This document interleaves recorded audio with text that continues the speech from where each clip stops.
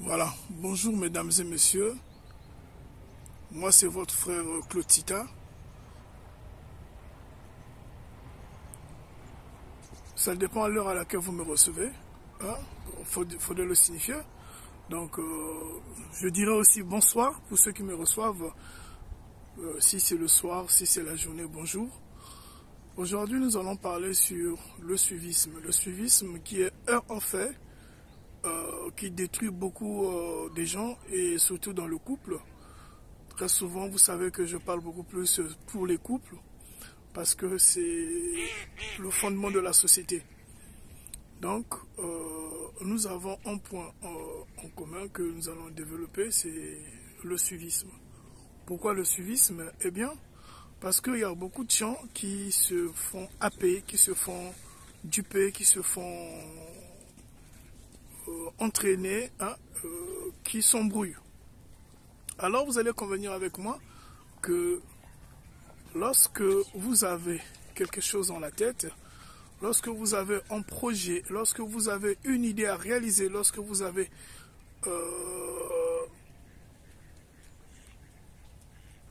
des ambitions, eh bien, il faut aller jusqu'au bout. C'est vrai que vous pouvez demander conseil à quelqu'un, c'est vrai que vous pouvez demander conseil aux gens, c'est vrai que vous pouvez demander conseil à ceux qui vous entourent. Mais cela ne donne pas le pouvoir de se faire happer. Cela ne leur donne pas le pouvoir de pouvoir vous dominer ou de pouvoir embrasser leurs idées. Cela revient à dire que vous, lorsque vous avez votre projet, vous ne savez pas quel est l'esprit qui vous a animé, quel est l'esprit qui habite en vous, quel est l'esprit qui vous conduit. Et il faudrait essayer. Lorsque vous n'avez pas encore essayé, ça ne sert pas d'avoir des hésitations. Lorsque vous n'avez pas encore essayé, ça ne sert pas que vous vous posez des questions du genre, est-ce que ça va marcher? Est-ce que je pourrais? Est-ce que je suis capable? Est-ce que cela nous vaut la peine de pouvoir s'inquiéter, se questionner, s'interroger. Alors, faites ce que vous pouvez faire, entamez votre projet, réalisez votre projet. Et bien, si vous tombez, vous avez tout le temps de vous relever. Si vous tombez, vous avez tout le temps de pouvoir vous remettre sur vos pas. Si vous tombez, vous avez tout le temps de pouvoir voir là où ça n'a pas marché. Mais prenez besoin de pouvoir dire que merde, pourquoi ça n'a pas marché? Prenez besoin de pouvoir dire que tiens, je pense que je ne suis pas fait pour ce genre de projet. Non, personne n'est venu sur ce monde ou sur Terre avec déjà des idées arrêtées, étant bébé, étant enfant, étant un être humain, c'est-à-dire que depuis Dieu, hein, depuis le commencement du monde, depuis sa naissance, depuis la natalité, et vous avez déjà un projet, vous grandissez avec ce projet. Non, le projet ou les ambitions viennent à nous petit à petit, au fur et à mesure que nous grandissons. Ben, pour aujourd'hui, je veux beaucoup souligner sur les femmes au foyer, les hommes au foyer, les partenaires en couple. Nous avons remarqué beaucoup de couples se disloquent. Ça peut être par les conseils donnés, par le truchement des collègues de service, par le truchement ou le canal de la famille, le truchement ou le canal des amis. Vous voyez? Donc ça, c'est pas normal. Ma soeur, lorsque tu as quelque chose à réaliser, essaie de réaliser cela. Lorsque tu constates que dans ton ménage, lorsque tu constates que dans ton couple, vous n'avez pas, veuillez m'excuser, vous n'avez pas la capacité de pouvoir investir dans un domaine, en entendant, faites-vous des économies. Lorsque vous n'avez pas la capacité de pouvoir réaliser les séjours, les vacances, faites-vous d'abord des économies. Lorsque vous n'avez pas la capacité de pouvoir être à la hauteur de faire les dépenses que vous pouviez, faites-vous des économies. Ça ne sert pas que pendant que vous êtes au boulot, pendant que vous êtes en famille, pendant que vous êtes en amitié, que sais-je, de pouvoir absorber, de pouvoir se faire happer, de pouvoir suivre vos collègues, ou vos parents, vos frères et sœurs. Non, ce n'est pas bien. Parce que dans la vie, tous, on n'est pas appelés à gagner le même jour. Tous, on n'est pas appelés à avoir notre jour de bénédiction à la même heure, la même seconde, le même moment que nos voisins, que notre environnement. Tous, on n'est pas appelés à réussir ensemble avec ceux qui nous entourent. Donc, c'est pourquoi j'aimerais dire, toi qui m'écoutes, toi qui me suis, ça dépend de ce que tu traverses. Mon frère, ma soeur, il est grand temps que tu puisses voir comment tu peux amener ton projet. Ça ne sert même pas. Tu peux en parler à quelqu'un. Et la personne peut te dire, mais tiens, il faut faire ceci, il faut faire cela. Mais c'est à toi de voir tes moyens, c'est à toi de voir tes capacités. C'est à toi de voir ta force. C'est à toi de voir ce que tu peux au moment opportun. Mais ça ne sert pas que tu brusques les choses. Donc, je disais pour les sœurs, très souvent, lorsque vous avez vos situations, lorsque vous avez vos problèmes, lorsque vous avez des périodes de tumulte, très souvent dans ce qui concerne un peu les foyers, ce qui concerne un peu le mode de vie marial ou familial, point n'est besoin de pouvoir s'embrouiller. Point n'est besoin de pouvoir faire comme les autres. Point n'est besoin de pouvoir suivre les autres. Point n'est besoin de pouvoir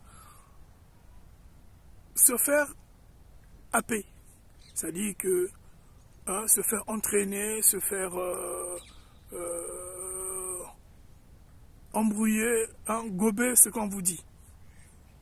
Mais faites ce que vous pouvez faire avec vos moyens de bord. Parce que nous avons beaucoup constaté qu'il y a des copines qui entraînent les autres dans des situations difficiles. Il y a les copines qui embrouillent les autres. Il y a les copines qui drainent les autres dans leur rythme. Et très souvent, cela crée des problèmes dans le foyer. Aujourd'hui, je prends un exemple, une jeune sœur qui travaillait quelque part. Je tais le nom, je ne donne pas aussi la société parce que c'est pas bon. Une jeune sœur, donc c'est une histoire vraie, une jeune sœur qui travaillait dans une structure. Et bien, là-bas, elle avait son poste. Son monsieur aussi travaillait, donc elle était en couple. Et ils avaient un enfant. Alors, qu'est-ce qui va se passer? La fille, très souvent, prenait soin de son foyer. Au même moment, elle était responsable. Donc, quand je dis la fille, c'est une jeune fille. Elle n'avait que 24 ans. Et son mari avait 27 ans. Donc, c'était un couple de jeunes. Sortis fraîchement de l'école, les deux se sont retrouvés rapidement sur le volet de l'emploi. Et hop, occupant des fonctions. Ben, ils ont pensé déjà mettre au monde. Arrivé sur le lieu du travail, madame commençait à pouvoir être dominée par les copines. Les copines qui disaient, tiens, tu as ton argent, tiens, ben, tu peux refaire ta vie, tiens, tu es encore jeune, non? Pourquoi un moment tu prends à cœur ton foyer, pourquoi un moment tu t'embrouilles parce que les hommes ne sont pas ce qu'ils sont. Aujourd'hui, tu peux tout donner, demain après-demain, le monsieur, il va t'oublier parce que les hommes, il ne faut jamais faire confiance avec eux. Et toi, tu donnes l'amour, mais au retour, parfois, tu vas avoir le pire qui va t'attendre. Certes, ce n'est pas dans tous les couples. Mes frères et sœurs, arrêtons cela parce que ce n'est pas dans tous les couples. Il y a ces couples qui ont commencé jeunes, qui ont vieilli, et jusqu'à la mort. Il y a certains couples qui ont commencé jeunes, mais après, ils se sont disloqués. Il y a d'autres couples aussi qui ont commencé vieux, mais ils se sont disloqués. Il y a certains qui ont commencé aussi vieux. Quand je dis vieux, hein, ça dit qu'il y a des couples aujourd'hui qui commencent à 40 ans, jusqu'au jour de la mort. Il y a de ceux qui commencent à 20 ans, mais lorsqu'ils arrivent à 25 ans, ils ne sont plus ensemble. Il y a de ceux aussi qui commencent à 30 ans, 35 ans, jusqu'à la fin des temps. Vous voyez? Et donc, cette dernière, à un moment, commençait à changer de caractère. À un moment, commençait à changer de nature. À un moment, le comportement commençait à changer dans le foyer.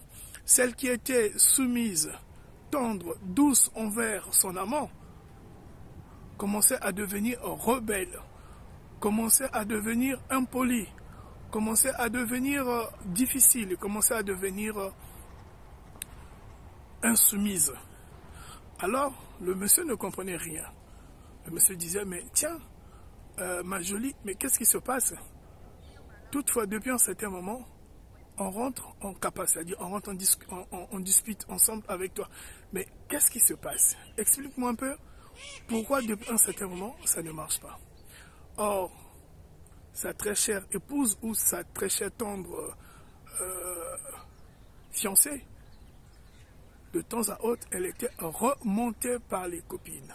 Remontée pourquoi? Parce que lorsque ça finissait à 17 h, elle démarrait la voiture, il fallait qu'elle rentre pour prendre l'enfant à l'école, il fallait qu'elle mette tout ce qu'on pouvait mettre à table pour son mari, et vice-versa, lorsque c'était le mari qui finissait à temps, le mari faisait aussi autant pour leur couple.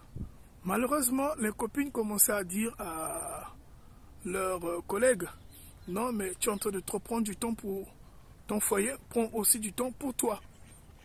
Vous voyez? Et lorsque elle a commencé à le faire, lorsque elle a commencé à suivre les copines, elle commençait à sacrifier son foyer. Alors elle avait un monsieur qui était un jeune responsable, qui gérait déjà tout un département informatique. Elle aussi, parfois, quand elle avait des problèmes, puisqu'elle faisait comptabilité, elle se référait au niveau de son monsieur, et le soir, parfois, ça travaillait. Le monsieur essayait de pouvoir l'enrichir un peu sur certaines difficultés concernant le domaine informatique. Donc, lorsque madame arrivait dans sa boîte, elle était déjà au point. C'est-à-dire, il y avait des choses qu'elle faisait, les gens se posaient des questions, pourquoi et comment elle arrivait à le faire.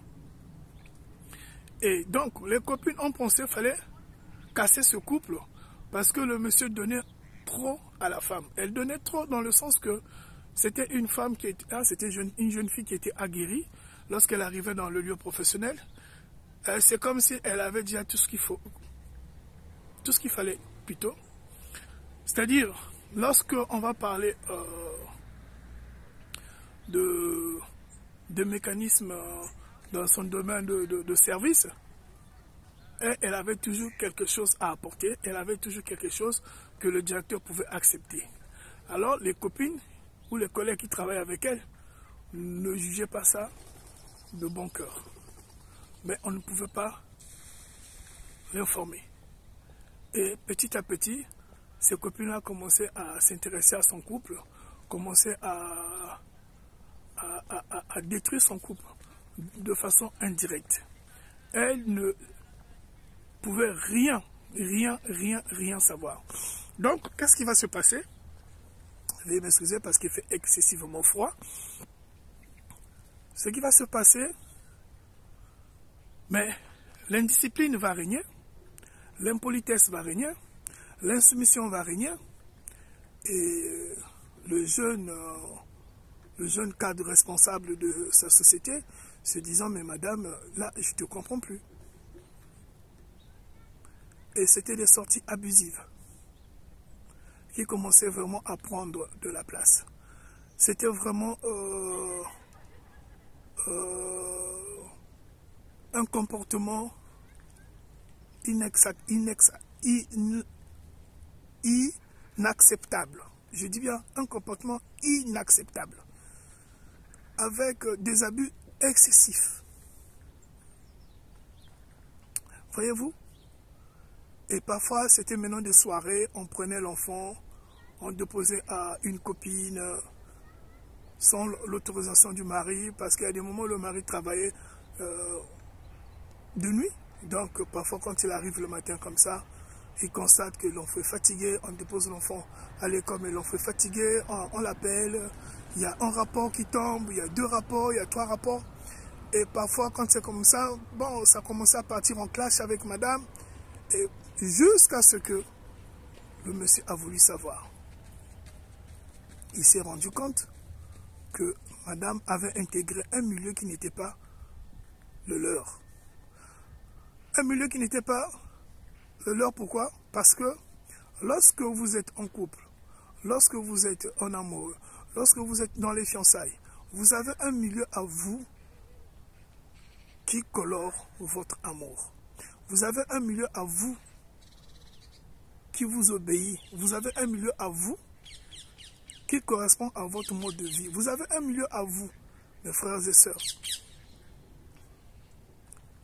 qui fait votre unanimité dans le domaine sentimental.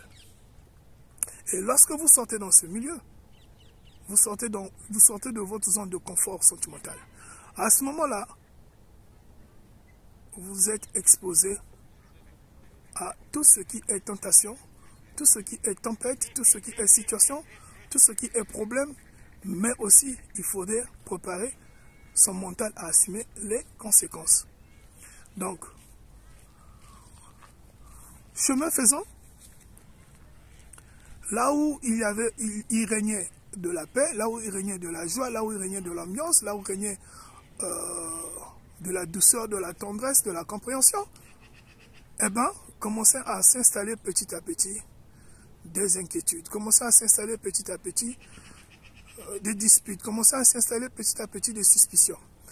Et madame, ne sachant pas qu'elle commençait à détruire à petit feu son mari, elle commençait à détruire à petit feu son amant, elle commençait à détruire à petit feu son fiancé.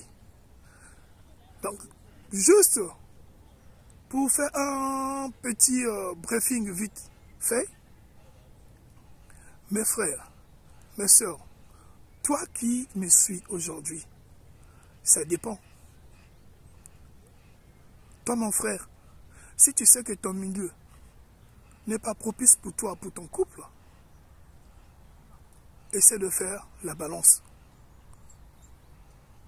Essaie de faire de l'équilibre, c'est-à-dire essaie de faire un peu, essaie de pouvoir un peu équilibrer les choses. Tu peux rester avec tes copains, mais que tes copains ne te dominent pas, que tes copains ne puissent pas avoir de l'influence sur ton couple. Parce que demain, tu n'auras que tes doigts, tu n'auras que ton cœur, tu n'auras que ton mental, tu n'auras que tes yeux pour regretter. Et surtout lorsque tu as trouvé quelqu'un avec qui tu t'entends très bien. Il n'est pas question que tu détruises ce que tu as commencé à semer. Il n'est pas question que tu gaspilles ce que tu as déjà gagné. Il n'est pas question que tu t'embrouilles dans la masse. C'est pareil pour les femmes. Toi, ma soeur qui m'écoute, toi qui penses que tes copines sont meilleures que ton mari, tes copines sont meilleures que ton fiancé, tes copines sont meilleures que ton ami, tes copines sont meilleures que ta relation conjugale ou sentimentale, mais tu fais grosse erreur. Parce que demain, tu n'auras que tes larmes, demain tu n'auras que tes yeux, demain tu n'auras que les soucis, demain tu n'auras que la tristesse, demain tu n'auras que de l'incompréhension dans ton ménage. Et alors, c'est à ce moment-là que tu vas aller te blottir au pied de la croix de Jésus pour ceux qui prient. Non. Non. Il est grand temps de pouvoir se dire assez. Vous êtes des copains, vous êtes mes copines. Oui, Mais vous ne pouvez pas mettre vos doigts, vous ne pouvez pas mettre vos langues, vous ne pouvez pas mettre vos bouches. C'est vrai que vous pouvez donner votre avis, mais cela ne vous concerne pas. C'est ma situation, c'est mon problème. Chacun de nous a sa façon de vivre dans son ménage, chacun de nous a sa façon de gagner sa vie, chacun de nous a sa façon de voir les choses, d'avoir son jugement. Chacun de nous a son rythme conjugal. Tu vois, ton copain qui a acheté une voiture, toi aussi tu veux faire autant, mais tu ne sais pas combien d'années il a fait pour économiser. Tu ne sais pas combien d'années il a économisé cet argent-là afin qu'il arrive à s'en procurer une voiture. Tu vois ta copine que son mari vient de l'offrir quelque chose. Tu arrives chez toi à la maison, tu as aussi un front fermé. Il fallait que ton fiancé, ton mari ou ton amant le fasse. Mais peut-être qu'ils n'ont pas le même niveau de vie, ils n'ont pas le même mode de vie. L'autre peut-être avait eu déjà à travailler très tôt pour épargner aussi très tôt. Ça, c'est ce qu'on oublie. Donc, notre jeune sœur, ben, elle va commettre la bêtise. Elle va commettre la bêtise, trop de clash. Ben, on finit par avoir le divorce. Hein. Et c'est lorsqu'elle elle était divorcée. Elle a perdu le foyer. Le monsieur a dit, non, moi je ne peux pas continuer. Je suis responsable, j'ai besoin d'une femme responsable, j'ai besoin de quelqu'un qui va m'accompagner. C'est vice-versa. Aujourd'hui, ça peut être aussi une femme qui est responsable. Elle a besoin d'un homme qui doit l'accompagner dans tout ce qu'elle fait. Mais si toi, l'homme, quand tu arrives auprès de ta femme, tout le temps, c'est des clashs. Hein, tout le temps, ce sont des problèmes, tout le temps, ce sont des disputes. Et vous disputez sur quel point? Sur des futilités. Là, c'est un problème. Parce que, c'est ce que je disais tout à l'heure, tes copains te disent, ben, la femme que tu as là, ah non, moi, si c'était moi ou si c'était nous là, non, non, non, ça ne pouvait pas marcher, ça ne pouvait pas passer, elle est comme ceci, elle est comme cela. Ah, mon frère, vraiment, il faudrait t'imposer. Mais on te regarde, tu es un homme, tu n'es pas une femme. Lorsque nous marchons dans nos voies, dans nos avenues, dans nos ruelles, est-ce difficile de connaître un homme? Est-ce difficile de connaître une femme? Juste au premier regard, tu sais que celle-là, c'est une femme. Par l'accoutrement, par la façon d'être. On ne peut pas chercher à s'affirmer parce que lorsque je suis à la maison, il faut que je gronde, moi c'est l'homme, il faut que je crie, il faut que je prouve que je suis un homme. On n'a pas besoin de ça. On n'a pas besoin de ça. Même la femme, elle n'a pas besoin de crier pour dire quelque chose à son mari. Elle n'a pas besoin de crier pour dire quelque chose à son amant. Elle n'a pas besoin de crier pour dire quelque chose à son ami. Alors, ce couple va connaître une séparation. Et oui, ça va faire très mal chez les parents, mais cette séparation était due à quoi? C'était des collègues. Et les collègues ont occasionné le divorce. À leur profit.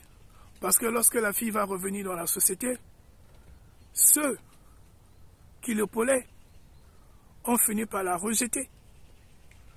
Pour eux, ce qu'elle cherchait, ils ont trouvé.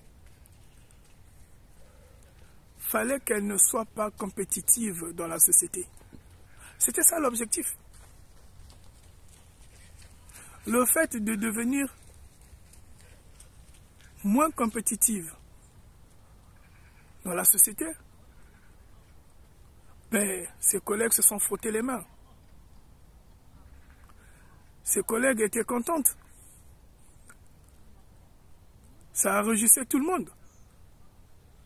Au moment qu'elle s'était rendue compte, c'était déjà trop tard. Juste pour dire, lorsque nous suivons les autres, est-ce que nous nous regardions? Est-ce que nous tenons compte de notre environnement immédiat? Aujourd'hui, on peut voir quelqu'un bien habillé, bien debout, avec de l'embonpoint, qui dégage de l'éclat, de la joie, de la douceur. mais forcément ce n'est pas lui. Ça peut être un homme, ça peut être une femme qui est derrière la personne. Et toi, quand tu arrives à ce stade, tu ne te rends pas compte. Toi, quand tu arrives à ce stade, tes bretelles sont remontées par ceux qui te font des éloges. Et tu oublies parfois, si tu es devenu comme ça, c'est grâce à une femme. Ah mon frère, on peut te voir bien endimanché, tu roules carrosse, tu sens bon tout le temps. Mais on oublie que c'est une femme qui fait ton image. C'est vice versa.